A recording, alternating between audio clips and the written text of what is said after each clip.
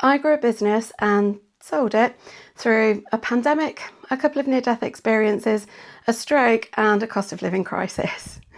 Hi, I'm Marie from Next Steps for Business, and this one's about me. I realised recently that I spend a lot of time talking about business and strategy online, but not very much about me or how I ended up here in the first place. So here we are. Small businesses have been part of my life for as long as I can remember. Growing up, my grandparents and my parents ran their own small businesses, and I saw firsthand how much a business affects not just the owner, but their family, their time, their stress levels, and their sense of security. And honestly, I had decided it wasn't for me. After a bit of a detour to art college, I decided to become an accountant, which is a natural progression, I know. I studied and worked at the same time, so I started at the bottom and worked my way up. I did an AAT qualification and then the ACCA, which is the Association of Chartered Certified Accountants. While I was studying, I worked pretty much in every accounting job you can think of.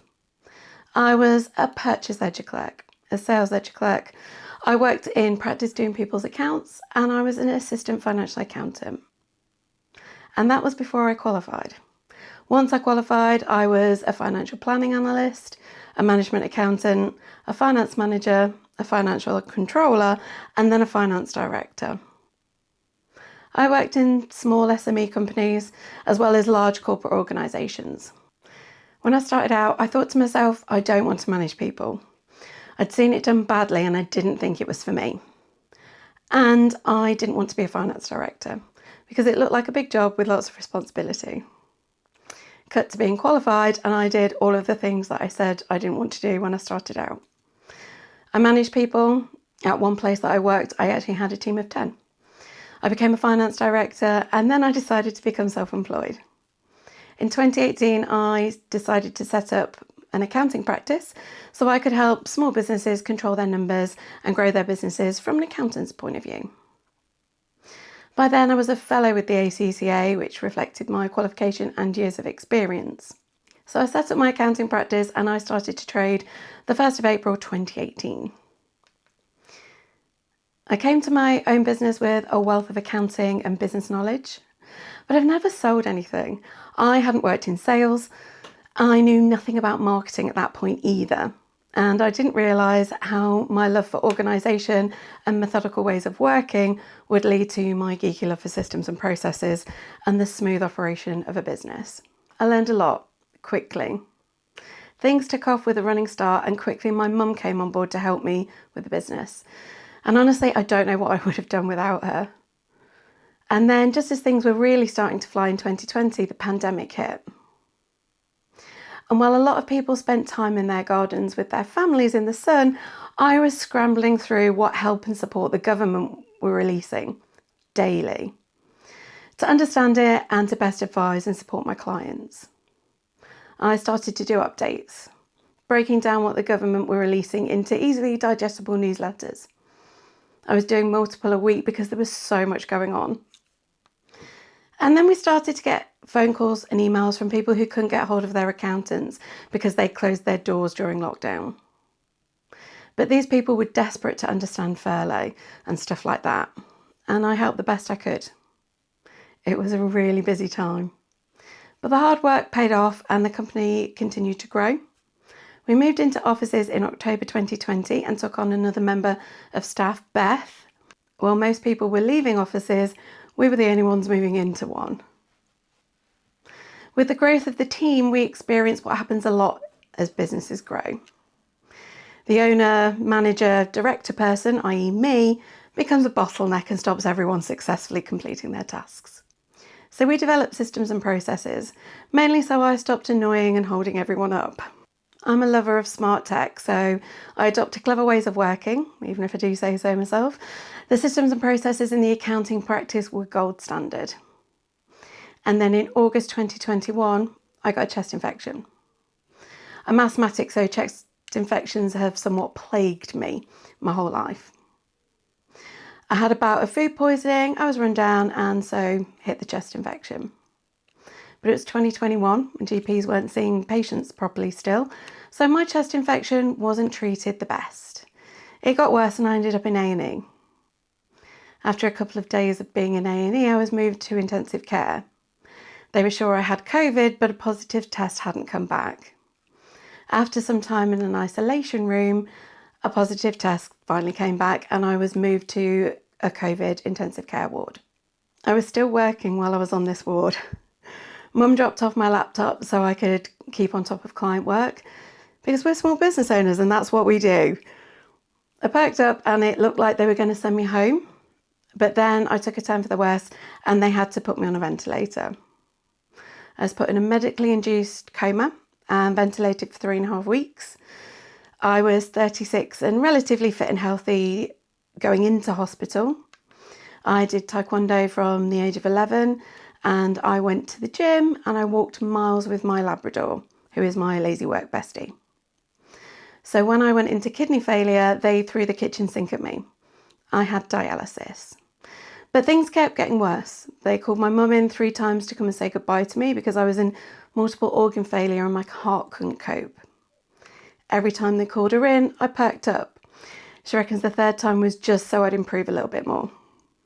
While ventilated, during this period of time, I threw a clot and I had a massive stroke. I did, obviously, wake up eventually. I improved and they took me off the ventilator.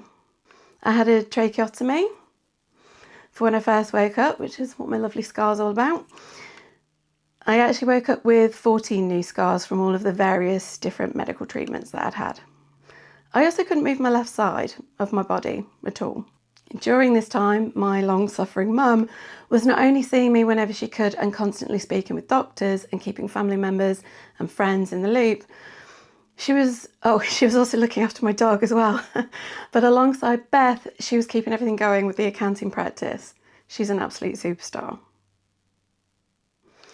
Beth was pregnant at this time and going on maternity leave in mid-October, so Mum had to recruit for a new person to add to the team while I was on the ventilator.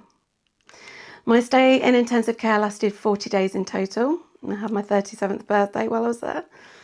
And Mum came daily once I was awake, not only just to see me, but to go through work things as well. I gave advice from the intensive care bed. I was on a lot of drugs, so really I was pointing in the right direction and Beth did the actual tax stuff. After intensive care, I spent an awful 1.5 weeks in a stroke ward. Thankfully, movement had come back into my arm, which surprised everyone. That's not normally how stroke works, apparently. I was still on a feeding tube though, and I'd lost a lot of weight and muscle. The first task you have to perfect when you come off a ventilator is sitting up. It's really hard, seriously. I then went to a stroke rehab unit for another 4 weeks where they got me up and walking. I used various different mobility aids. The last one was a walking stick. Once I could walk with that, they sent me home. Not before a student nurse accidentally crushed my ankle while I was in a wheelchair though. And as a result, my initial 6 to 12 months of full recovery that the doctors quoted is still ongoing now, which is about 4 years later, 4.5 years. Although I haven't walked with a stick in a couple of years, despite having some really pretty ones with some great names. I left hospital in October 2021 and I lived in a 3-storey house. It was difficult coming home. I had a walking stick on each floor, I had a chair in the shower, and things were just a bit tough. Mum, who previously worked in HR, devised a back to work plan for me. That lasted about 2 days because unfortunately Beth had gone on maternity leave before I left hospital and the new employee Nick started the week after.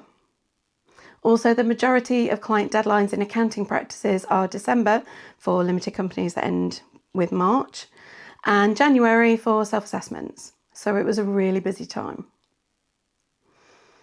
I continued to grow the practice, maximising on my knowledge of marketing and sales and systems and processes so everything works smoothly. My original goal when I started the company was to grow it into a good small size practice.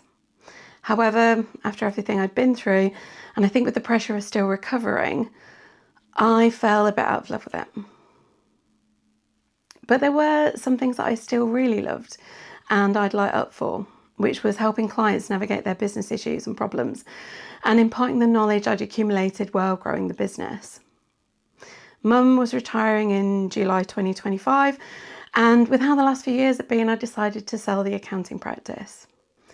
I had a couple of clients I work with on a virtual finance director basis, which is high-level strategic support for businesses that don't need to hire a full-time finance director, which sat in a different company already, and it just seemed like the right time.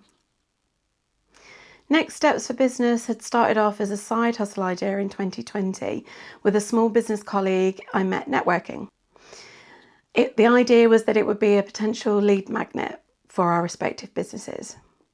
But nothing had really been done with it or come of it, and my collaborator decided that it wasn't for him back in 2021.